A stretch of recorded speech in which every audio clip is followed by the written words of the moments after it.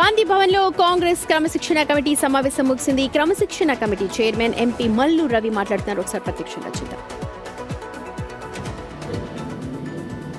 Videos అవి తెప్పించుకొని వాటిని చూడటం జరిగింది.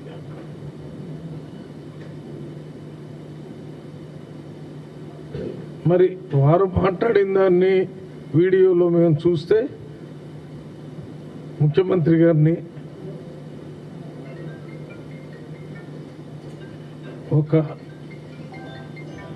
మామూలు వ్యక్తి కంటే తక్కువగా చూపించి పెద్ద అనుచిత వ్యాఖ్యలు చేసినట్టుగా దాంట్లో కనపడుతుంది. దాన్ని దృష్టిలో పెట్టుకుని మేము వివరణ అడగటం జరిగింది. మరి వారు ఇచ్చినటువంటి వివరణని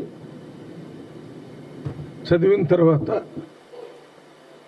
మళ్ళీ ఒకసారి కూర్చొని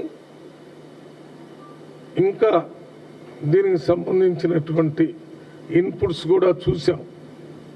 నిన్న కొంతమంది ఎమ్మెల్యేలు ఈ సమస్య మీద క్రమశిక్షణ కమిటీకి రిపోర్ట్ ఇస్తామని చెప్పారు.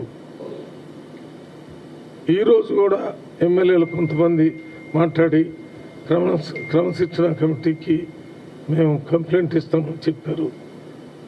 అందువల్ల ఈ ఇష్యూని మేము ఈరోజే ఒక తుది నిర్ణయం తీసుకోకుండా అందరిచ్చినటువంటి కంప్లైంట్స్ని మళ్ళీ సమగ్రంగా మళ్ళీ ఒకసారి డిసిప్లినరీ కమిటీ మీటింగ్ పెట్టి దాని మీద నిర్ణయం తీసుకోవాలనుకున్నాం. అదే రకంగా చిన్నారెడ్డి గారు మాట్లాడిన దాని మీద వనపర్తి ఎమ్మెల్యే మెగారెడ్డి గారు ఇచ్చిన కంప్లైంట్స్కి ఈరోజు చిన్నారెడ్డి గారు కూడా రిప్లై ఇవ్వటం జరిగింది. మేము ఇచ్చిన వివరణకి ఇవ్వాలంటే ఈరోజు ఒక వివరణ ఇచ్చారు.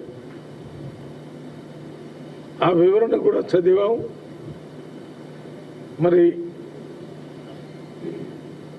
దాంతోపాటు చిన్నారెడ్డి గారు మాట్లాడినటువంటి పెన్ డ్రైవ్ కూడా మాకు ఇచ్చారు. ఆ పెన్ డ్రైవ్లో వారు ఏం మాట్లాడారు అనేది పూర్తిగా కంప్యూటర్లో పెట్టి అందరం కూర్చొని మా కమిటీ మెంబర్స్ అందరం దాన్ని వినటం జరిగింది. అందువల్ల దీని మీద చిన్నారెడ్డి గారు వివరణ ఇచ్చిన తర్వాత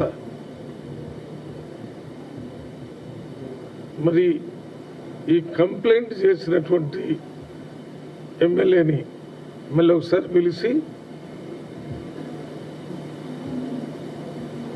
చిన్నారెడ్డి గారు ఇచ్చినటువంటి సమాధానానికి మీరిచ్చిన కంప్లైంట్కి చాలా తేడా ఉంది. వారి దగ్గర కూడా మళ్ళీ వివరణ తీసుకొని మళ్ళీ ఒకసారి కూర్చొని దాని మీద కూడా ఒక నిర్ణయం తీసుకోవటం జరుగుతుంది.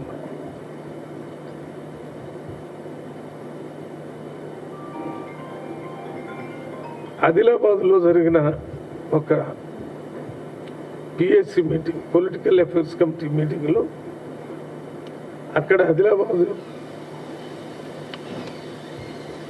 ఎమ్మెల్యేగా మొన్న పోటీ చేసినటువంటి శ్రీనివాస్ రెడ్డి, అదే రకంగా అతని పేరు ఏంటన్నా శ్రీనివాస్ రెడ్డి, సంజీవ్ రెడ్డి గారికి మధ్య జరిగిన ఆ పిఎస్సి మీటింగ్లోనే జరిగిన గొడవ గురించి కూడా మేము వారికి కూడా షోకాజ్ నోటీస్ ఇచ్చాం. శ్రీనివాస్ రెడ్డి గారు ఆయన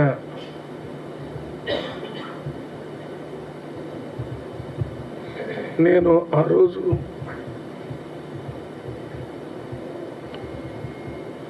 ఇన్ఛార్జ్ మినిస్టర్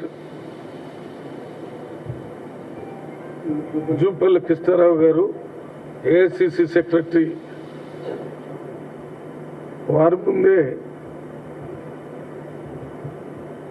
కొన్ని ప్రత్యేక పరిస్థితుల వల్ల మాట్లాడాను. ఆ మాటలు మాట్లాడకుండా ఉండాల్సింది, అది నేను తప్పుగా భావిస్తున్నాను అని చెప్పి ఒకటి ఇచ్చారు. దాని మీద డిసిసి ప్రెసిడెంట్తో మాట్లాడాలని ప్రయత్నం చేశాం. ఆయన ఫోన్లో దొరకలేదు. డిసిసి ప్రెసిడెంట్ పేరు ఏంటన్నా? నరేష్ యాదవ్ గారు. ఆయన ట్రై చేసాం, దొరకలేదు.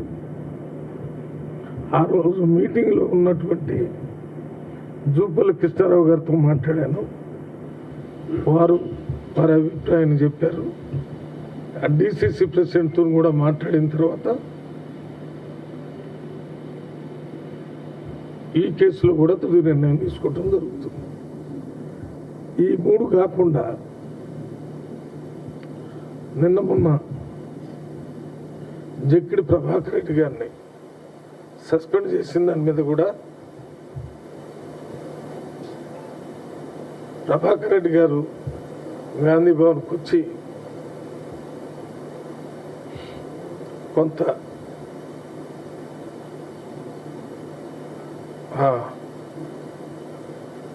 ఎవరు ఎక్సెంపీ అక్కడ మొన్న పోటీ చేసినటువంటి ఎమ్మెల్యే క్యాండిడేట్ మలకపేట మధుయాష్ గారి మీద ఆయన ఏదో వ్యతిరేకంగా చేశాడని మాట్లాడారు. మా మీటింగ్లో మేము నిర్ణయానికి ఏమి వచ్చామంటే, ముందు ఒక ఈశ్వరమ్మ యాదవ్ అనే వారితో జరిగినటువంటి గొడవ, కుల సంఘాలన్నీ పెద్ద ఎత్తున ఘర్షణ దిగాయి. దాని తర్వాత ఒక ఎరుకల వ్యక్తి అతని కులంతో తిట్టాడని పోలీస్ స్టేషన్లో కేసు పెడితే ఎఫ్ఐఆర్ అయింది. మరి అటువంటి పరిస్థితుల్లో, తప్పనిసరి పరిస్థితుల్లో క్రమశిక్షణ చర్య తీసుకోవాల్సి వచ్చింది. అందువలనే జక్కిడి ప్రభాకర్ రెడ్డి గారి మీద సస్పెన్షన్ యాక్షన్ తీసుకోవటం జరిగింది. దానికి కారణాలు ఇది. అంటే నేను వ్యక్తిగతంగా వారికి చెప్పలేకపోయినా మీడియా ద్వారా వారికి తెలియాలని. నాకు కూడా జక్కిడి ప్రభాకర్ రెడ్డి గారు, నేను ఇంతకుముందు మలక్పేట మల్కాజ్గిరికి ఇన్ఛార్జిగా ఉన్నప్పుడు వారితో నాకు మంచి సంబంధాలు ఉన్నా, మరి జరుగుతున్న పరిణామాల మీద నిర్ణయాలు తీసుకోవటం జరిగింది. ఇవి కాకుండా ఇంకా కొన్ని సిద్దిపేట జిల్లా నుంచి గద్వేల్ నుంచి, ఇవి కాకుండా ఇంకా 2-3 చిన్న కంప్లైంట్స్ వచ్చినాయి. ఆ కంప్లైంట్స్ మీద కూడా షోకాజ్ నోటీస్ ఇవాళ మీటింగ్లో ఇవ్వాలని నిర్ణయం తీసుకుంటాం. ఆ నిర్ణయాలు దాని ప్రకారం నోటీసులు ఇవ్వటం జరుగుతుంది.